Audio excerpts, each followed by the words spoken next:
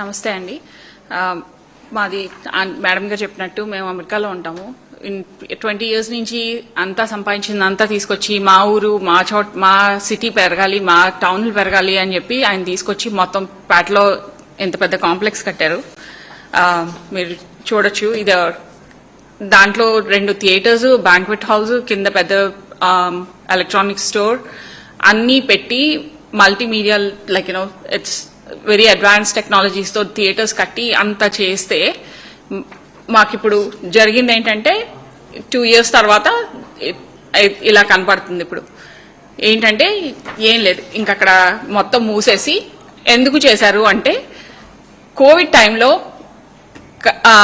అన్ని క్లోజ్ చేస్తున్నాయి కాబట్టి కొన్ని ఫైనాన్షియల్ ఆబ్లిగేషన్స్ కోసం అని చెప్పి ఒక 90 లక్షలు అప్పు తీసుకున్నందుకు ఆ 90 లక్షల పేరుతోటి మొత్తం మాల్ ఆపేశారు. నాకు అర్థం కాని విషయం ఏంటంటే అసలుకి మాల్కి మేము చేసిన పర్సనల్ అప్పులకి సంబంధం ఏంటి?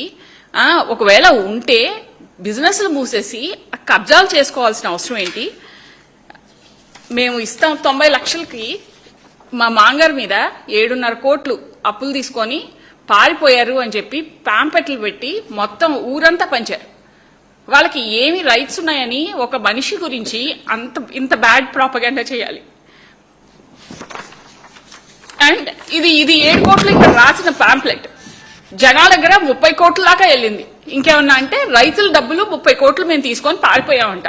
ఏంటి 90 లక్షలకి 30 కోట్లు అయిపోయింది. ఇది మరి 7 కోట్లు, మరి ఇది ఎక్కడి నుంచి వచ్చిందో తెలియదు. చాలా కొన్ని చోట్ల 9 కోట్లు 10 కోట్లు వాళ్ళ ఇష్టం, ఎందుకంటే వాళ్ళకి నంబర్ అది అబద్ధం కదా, ఏ నంబరో తెలియదు పాపం. ఇలాగా ఇది ఇలా ఉంటే పోలీసులకి ఇది ఏమాత్రం శాంతి భద్రతలకి భంగం కలగట్లా, అస్సలు ఏమీ అవ్వట్లేదు.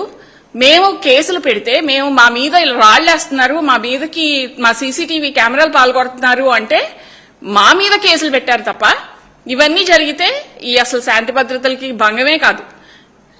ఇలా మూసేసి ఇలా రోడ్ల మీద నుంచొని జనాల్ని భయపెట్టి థియేటర్స్ లోకి రానివ్వకుండా ఇవన్నీ చేస్తాంటే పోలీసులు ఏమాత్రం, మున్సిపాలిటీ వాళ్ళకి ఇది కాదు, పోలీసులకి ఇది ఏమీ ఇష్యూ కాదు. ఇలా కూర్చుంటే దీనివల్ల వాళ్ళు ఏం చేయట్లేదంట. మేము బిల్డింగ్ ఊరికేనే మూసిపోయిందంట. ఇలా మాట్లాడుతున్నారు. పోలీసులకి కోర్టు ఆర్డర్ ఇచ్చింది, టెల్లింగ్ వాళ్ళు ప్రొటెక్ట్ చేయండి, వాళ్ళని బిజినెస్లు చేసుకొనివ్వండి అంటే 2 కానిస్టేబుల్స్ వచ్చి అక్కడే కూర్చుంటారు. కానీ ఇదంతా జరుగుతున్నా అది వాళ్ళ పరిధిలోకి రాదంట. ఏంటి వాళ్ళు, ఎందుకంటే వాళ్ళు గేట్లోంచి లోపలికి రావట్లేదు కాబట్టి. ఇంకా ఇలా మాట్లాడదలుచుకుంటే ఏదైనా మాట్లాడొచ్చు, ఏమన్నా చేయొచ్చు. అంటే పోలీసుల ముందు ఎవరైనా చంపేసినా అది వాళ్ళ పరిధి కాదు, ఎందుకంటే వాళ్ళకి ఎవరు ఏం చెప్పలేదు కదా, వాళ్ళని చంపకుండా ఆపండి అని. సో అది ఉన్న పరిస్థితి. మేము అడుగుతాంది ఒకటేనండి, అసలు ఇది న్యాయమా? ప్రజలను అర్థం చేసుకోవాల్సింది ఏంటంటే అసలు మేము ఇంత దూరం వచ్చి మా డబ్బులన్నీ తీసుకొచ్చి ఇక్కడ ఎందుకు పెట్టాం? ఇది మన ఊరు, మనం డెవలప్ చేసుకోవాలి అన్న దీంతో. అలాంటప్పుడు మాకు ఏం ప్రొటెక్షన్ ఉంది ఇక్కడ? పోలీసులు ప్రొటెక్ట్ చేయరు, ఎమ్మెల్యేలు ప్రొటెక్ట్ చేయరు, ఉన్న గవర్నమెంట్ ప్రొటెక్ట్ చేయదు. ఏమన్నా అంటే కోర్టులకు వెళ్ళండి, కోర్టులో ఆర్డర్లు ఇస్తే అది పాటించకూడదు. మరి ఇంకా గవర్నమెంట్ ఎందుకు ఉంది? ఇంకా ఏ ధైర్యంతో ఎవరైనా ఇక్కడ ఎక్కడైనా ఇన్వెస్ట్ చేస్తారు? ఎన్ఆర్ఎస్ కి గవర్నమెంట్ ఇస్తున్న మెసేజ్ ఏంటి?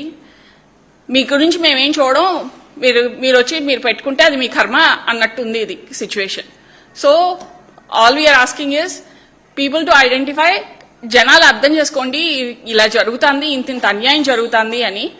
అండ్ మా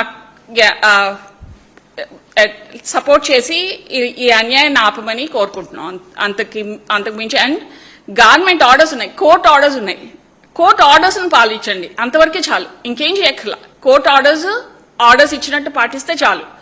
ఎవరు ఇంకంతకన్నా ఎవరు ఏమీ అడగట్లేదు. మేము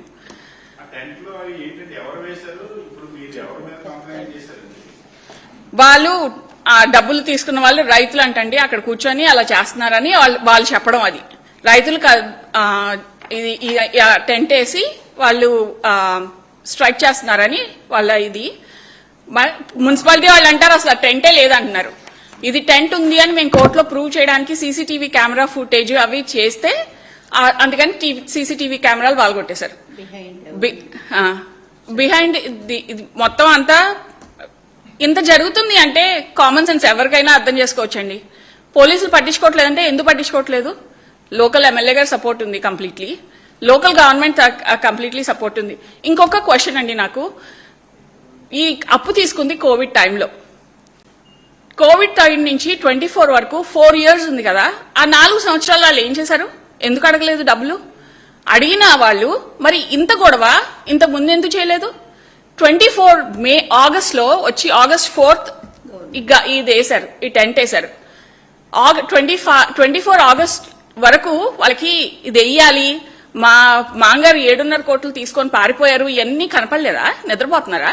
అప్పుడు మెలకు వచ్చిందా? అంటే ఏంటి? గవర్నమెంట్ మారింది, ఇది మా గవర్నమెంట్, ఏం చేసినా చెల్లుతుంది అనే ధైర్యమే కదా. లేకపోతే ఎందుకు రావాల్సి వచ్చింది? ఇన్ని సంవత్సరాలు మేము మా హస్బెండ్ కి తెలిసిన నిమిషం వాళ్ళతోటి నేను డబ్బులు ఇచ్చేస్తాను వచ్చి తీసుకోండి ఎంతో ఏంటో చెప్పి సెటిల్ చేద్దామంటే ఎవరూ రాలా. ఆ రోజు మేమే ఇంకా కోర్టుకి వెళ్ళి మేమే డబ్బులు ఇస్తాము అని చెప్పి కోర్టులో ఫైట్ చేస్తే దానికి కూడా వాళ్ళు ఆన్సర్ చేయలే. They waited until elections are over, government to change, they came and did this. అంటే ఏంటి? వాళ్ళు జస్ట్ వెయిట్ చేస్తున్నారు అంతే. అలాంటి బిల్డింగ్ ఆ ఊళ్ళో ఇంకెవరు కట్టలేడండి. I challenge anyone in that city, ఆ టౌన్ లో వచ్చి చేయమని. మేము ఆ థియేటర్స్ ఓపెన్ చేసిన రోజు డాల్బీ అట్మోస్ ఆంధ్రాలోనే లేదు, మాదే maybe first or second mostly.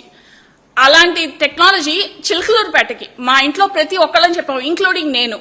ఎందుకు చిలకలూరుపేటలో పెడుతున్నావు మురళి? పెట్టొద్దు, అక్కడ అంతా ఇన్వెస్ట్ చేయొద్దు అంటే ఆయన ఒక్కటే, అది నా ఊరు, నేను డెవలప్ చేయాలి, that should be the top most.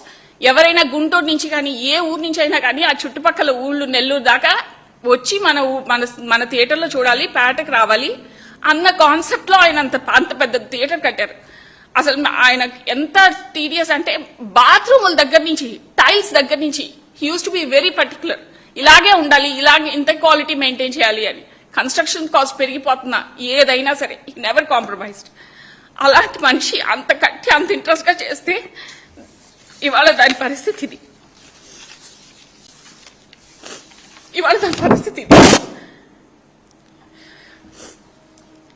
మురుగునీళ్లు ఉన్నాయి బిల్డింగ్ ముందుల.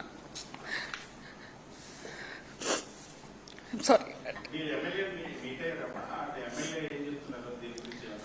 మేము అది జరిగిన ఫస్ట్ డే August 4th పొద్దున్నే ఎమ్మెల్యే ఫస్ట్ కాల్ పోలీసులకి వెళ్ళింది, సెకండ్ కాల్ ఎమ్మెల్యే గారికి వెళ్ళింది. తప్పమ్మా వెళ్ళి మాట్లాడండి, కూర్చొని మాట్లాడండి, పోలీస్ స్టేషన్ లో కూర్చొని మాట్లాడండి అన్నారు. పోలీసులు రారు. ఏమంటే ఇది సివిల్ కోర్ట్, సివిల్ కేసు, మా దగ్గరికి అక్కడ మాట్లాడితే ఇక్కడ మాట్లాడితే అక్కడ, వీళ్ళందరూ కుమ్మక్కైపోయారండి. Everyone is together. Obviously వాళ్ళందరికీ పవర్ ఉంది, నా పవర్ నేను చూపించుకోగలను అన్న ధైర్యంతో చేస్తున్నారు. లేకపోతే అదే నేను అడిగాను కదా, 4 సంవత్సరాలు ఆపారు, ఎందుకు రాలా? అప్పుడు తెలీదా మరి? 90 లక్షలు తీసుకున్నారు, 7 కోట్లు అయిపోయేదాకా ఏం చేస్తాను? ఎదురుపోతున్నారా? ఇంట్రెస్టే అనుకుందాం. ఆ ఇంట్రెస్ట్ 90 లక్షలు ఎన్ని చక్రవడ్డీలు కడితే 7 కోట్లు అవుతుంది? వాళ్ళు పెట్టిన ప్యాంప్లెట్ ప్రకారమే 7.5 కోట్లే అనుకుందాం. బయట ఇంకా చాలా జరుగుతున్నాయి, చాలా మంది 30 కోట్ల దాకా తీసుకున్నారని చెప్తున్నారు. సరే, ఈ 7 కోట్లు అయ్యే వరకు ఏం చేస్తారు మనుషులు? ఇంతే కాదు, ఆ పక్కన స్థలం నా పేరు మీద ఉంటే అది కూడా మా మావయ్యని ఫోర్స్ చేయించి మార్ట్గేజ్ చేయించుకున్నారు. ఆ పక్క స్థలం తీసుకోవచ్చు కదా, మార్ట్గేజ్ తీసుకున్నారు, కొత్త ఒరిజినల్ పేపర్స్ వాళ్ళ దగ్గరే ఉన్నాయి. ఇదంతా అన్యాయానికి ఏంటి అంటే ఆ బిల్డింగ్ కావాలి, that's it. Ultimately that's the point. లేకపోతే దాన్ని అలా చేయాల్సిన అవసరమే లేదు. సపోర్ట్ చేస్తామన్నారండి ఆయన, చాలా చాలా కాన్ఫిడెంట్ గా మీకు ఏది కావాలంటే అది లీగల్ సెల్ వాళ్ళకి ఇచ్చేశారు. ఏ సపోర్ట్ కావాలంటే ఆ సపోర్ట్ ఇస్తామని కాన్ఫిడెంట్ గా చెప్పారు. So it helps us, and ఎందుకంటే అంత సపోర్ట్ వచ్చింది అని. అందుకని we are trying our best to. First thing ఏంటంటే జనాలు అర్థం చేసుకోవాలి, వీళ్ళకి జరిగింది లేని ఇంకొకటి కళ్ళు మూసుకుంటే అక్కడ ఇంకా 10 మంది జరుగుతుంది. మీ ఎవరు వాయిస్ రేజ్ చేయకపోతే ఇప్పుడు ఏంటి? మా హస్బెండ్ పోట్లాడుతున్నారు, ఆయనది తప్పైపోయింది. ఇవన్నీ జరుగుతున్నాయి, తప్పు కాదు, మా ఆయన వాయిస్ రేజ్ చేయడం తప్పైపోయింది. నువ్వెందుకు పోట్లాడుతున్నావు, నువ్వెందుకు ఇది చేస్తున్నావు, నువ్వెందుకు వాళ్ళతో గొడవలు పెట్టుకుంటున్నావు? మరి గొడవలు పెట్టుకోకపోతే వచ్చి చంపేస్తే చచ్చిపోవాలా? ఇంకా అదొకటే మిగిలింది. He lost his eyesight. Now, because of all this pressure and diabetes, he can't see from his left eye anymore. He's going through the surgery right now. ఆయన పోయిన ఇయర్ ఇక్కడికి వచ్చారు వెళ్ళి మాట్లాడటానికి వస్తే నీ మీద డ్రగ్ కేసులు పెడతాం, నిన్ను జైల్లో వేస్తాం, ప్యాట్లో అడుగు పెట్టలేకపోయారు ఆయన. ఎవరో వస్తాయి కదా, ఇన్ఫర్మేషన్ వస్తూ ఉంటుంది, జనాలు బెదిరించే వాళ్ళు బెదిరిస్తూనే ఉంటారు. మా అత్తగారి దగ్గరకు వచ్చి అన్నారంటే ఎవరు చెప్తారు, ఎవరు మీ అబ్బాయి కానీ మీ అడుగు పెడతాడేమో చూస్తాము, ఈ మీ అబ్బాయి మా ఇది లేకుండా ఈ ఊళ్ళో పూచికి పుల్ల కూడా కదలదు, అసలు మీరు బిజినెస్ ఎలా చేసుకుంటారో, ఇది ఎలా రన్ అవుతుందో చూస్తాం. What is that? అసలు అది ఎలాంటిది అంటే వాళ్ళకి ఏ ధైర్యంతో ఆ మాట అనగలుగుతున్నారు అంటే బిహైండ్ ఎవరున్నారో అర్థమైపోతుంది. ఎవరు చెప్పక్కర్లా, ఇవన్నీ కామన్ సెన్స్, ఎవరైనా తలకాయ పెట్టి ఆలోచిస్తే అదే అర్థమవుతుంది. దీని గురించి పెద్ద లాజిక్ పెద్ద ఇవి ఆలోచించాల్సిన అవసరం లేదు. ఓకేనండి.